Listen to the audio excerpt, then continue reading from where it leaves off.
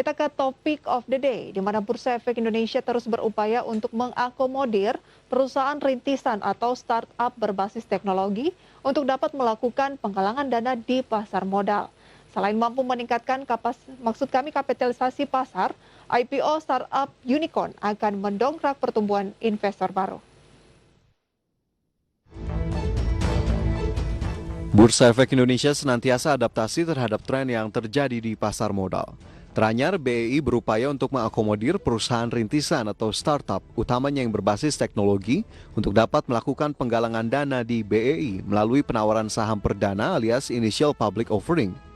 Bursa Efek Indonesia menilai IPO yang dilakukan oleh perusahaan unicorn dapat meningkatkan kapitalisasi pasar atau market capitalization BEI cukup signifikan. Saat ini ada 6 unicorn yang berasal dari Indonesia, yakni GoTo, Traveloka, Bukalapak, OVO, JDID, dan JNT Express. Apabila 6 startup unicorn tersebut mencatatkan saham perdana di BEI, maka berpotensi meningkatkan kapitalisasi pasar modal Indonesia sebesar 533,9 triliun rupiah. Menurut Kepala Unit Pengembangan Startup dan SME BEI Aditya Nugraha, pencatatan saham startup unicorn di pasar modal berpotensi mendongkrak pertumbuhan investor baru.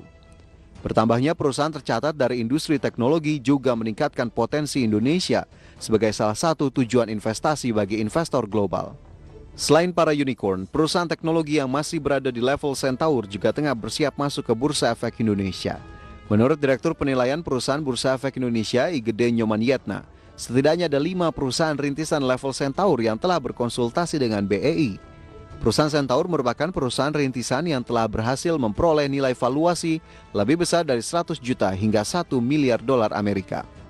Nyoman menegaskan, BEI berkomitmen untuk menjadi rumah pertumbuhan bagi perusahaan dari segala sektor dan segala level, termasuk perusahaan teknologi baik yang baru dirintis maupun sudah masuk level Centaur atau Unicorn bahkan Dekakorn. Berdasarkan catatan IDX Channel, beberapa perusahaan rintisan Indonesia yang ada di level Centaur antara lain Ruang Guru, Sosiola, Kredivo, Blibli.com, Halo Dokter, Halodoc, Si Cepat, dan Kopi Kenangan. Berbagai sumber untuk IDX Channel.